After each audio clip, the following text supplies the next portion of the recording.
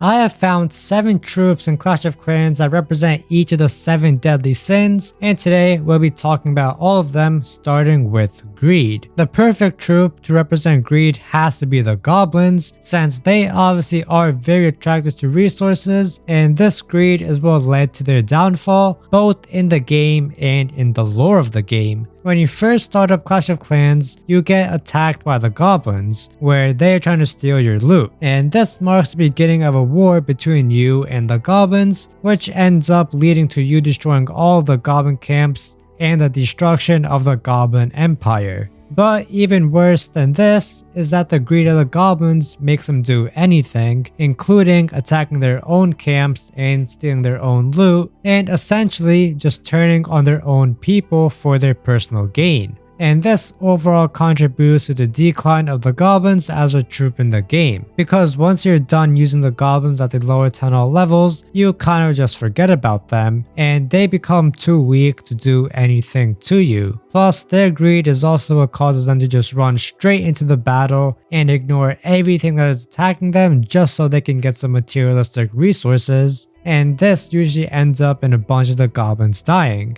And another example of the greed of the goblins was shown in a Clashorama episode in which 12 goblins had come up with a plan to steal elixir from an enemy base. It already isn't off to a good start when one of the goblins steals from their own leader, showcasing their greed for materialistic things.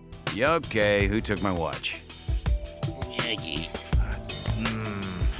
Next up, one of the goblins dies during the preparation, showcasing their carelessness due to their greed for the loot. But they actually end up pulling off the heist. However, in their greed, they didn't realize the costs of all of it, and they actually ended up in the negative, which led to the leader getting beat up. Well, yeah, but hey, we were all part of the heist of the century. Pretty cool, right? Huh? Right?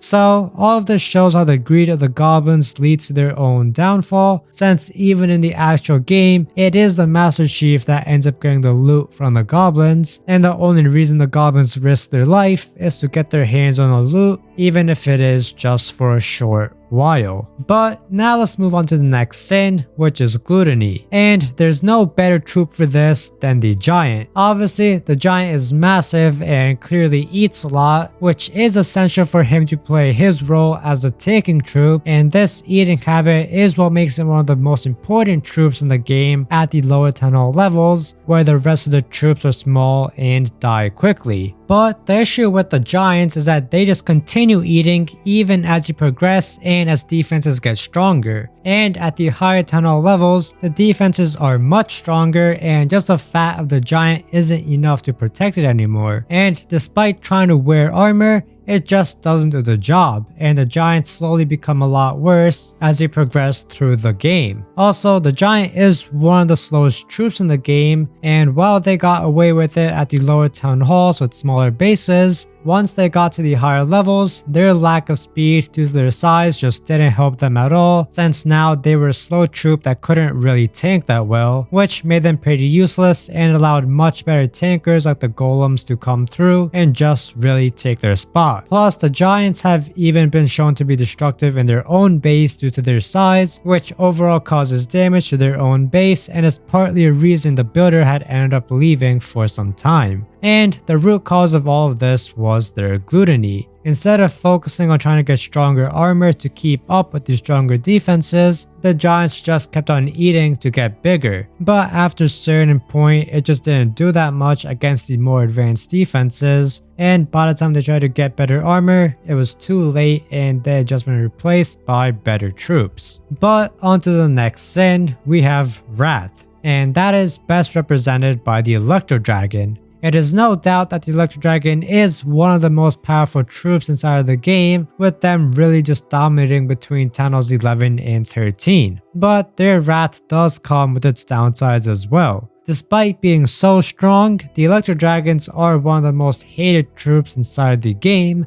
with many players loudly voicing their opinion on it. Now, I made a whole video talking about why the Electro Dragon is so hated, but in short, they were basically just too easy to use. The Electro Dragons were so strong that the attacker didn't really need that much skill to effectively use them, and this made a lot of players mad, and they said the Electro Dragons were ruining the game and making it boring. And they aren't exactly wrong either. I mean, a large majority of attacks between Town Halls 11 and 13 utilize the Electro Dragons, with most of them just being the Electro Dragon and Balloon combo. This is because you can just use lightning spells to destroy all the air defenses, which are the biggest counter, and after that the rest of the attack is straightforward, where you just spam your dragons and balloons on one side of the base, and once you're near the core, you just use the Warden's ability. Outside of that, there isn't much skill or attention needed to pull off this attack, unlike a bunch of the other super strong strategies in the game, which require careful placements and timings for troops, spells, and heroes. And so overall, the Wrath of the Electro Dragon is how it ended up becoming one of, if not the most hated troop inside of Clash of Clans.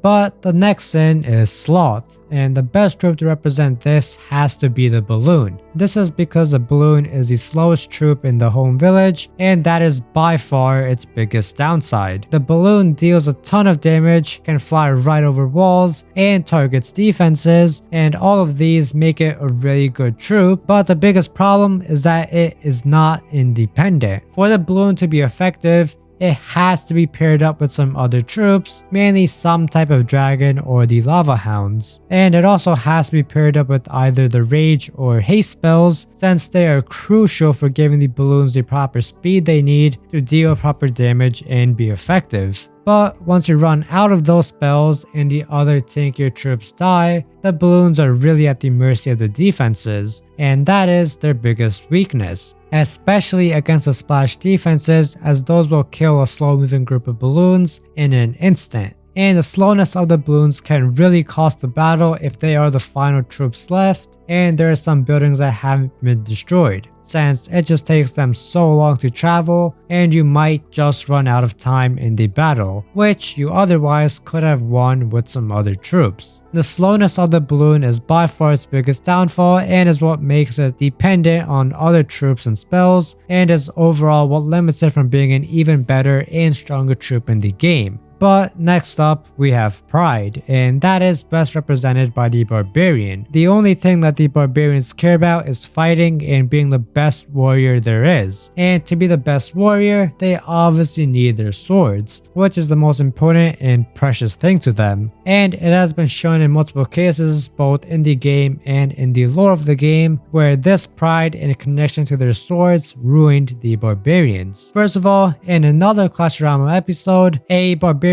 had lost his sword after a battle, and he was just so upset over it the entire time and wasn't very helpful at all towards the village, meaning he couldn't help or contribute. And in the game itself, there is a raged barbarian, and the whole reason he is raged is because he lost his sword and now has to use an axe instead, which showcases an anger issue and possibly why they aren't that good of a troop over there. But another problem that is caused by their pride is just their overall weakness and mental weakness. The barbarians are too busy trying to become stronger just by doing standard exercises that they don't really focus on the things that matter, such as getting better swords or stronger armor. And their strive to be the best warrior causes them to just blindly run into the enemy base, and they will easily get picked off by the defenses since they just weren't smart enough to combat them in any way. So overall, the pride of the barbarian in his purpose and sword ultimately led to him not being able to keep up with most of the other troops, and this just made him not very useful or important in the game anymore. But now we're on to the second to last sin, and that is lust, which is represented by the P.E.K.K.A. And the reason for this is because the P.E.K.K.A. is just addicted to butterflies. No one knows why she is attracted to them so much, but it has been shown many different times throughout the game.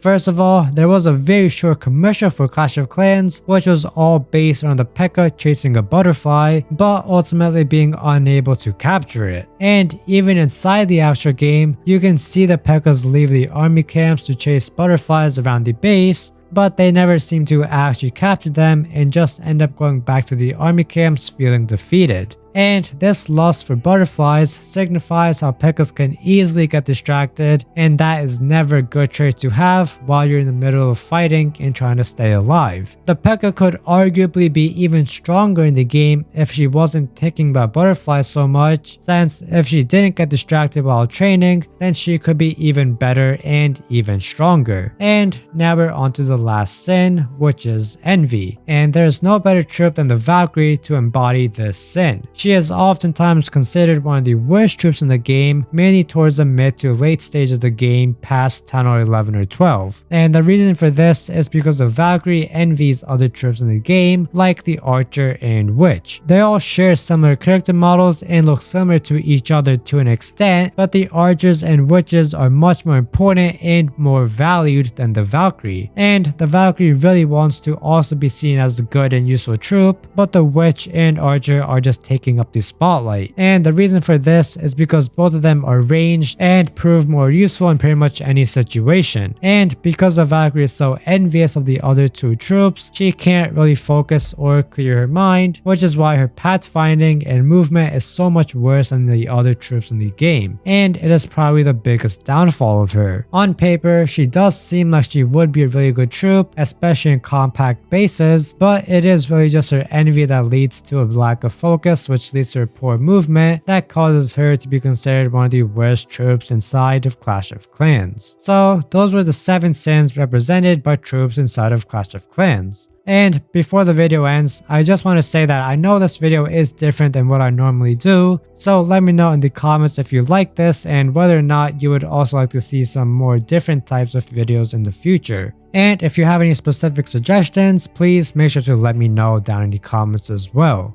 But with that said, I just want to also thank you for making it this far, and if you enjoyed, I would appreciate if you dropped a sub, as it really helps me out. Thank you, and I'll see you in the next one.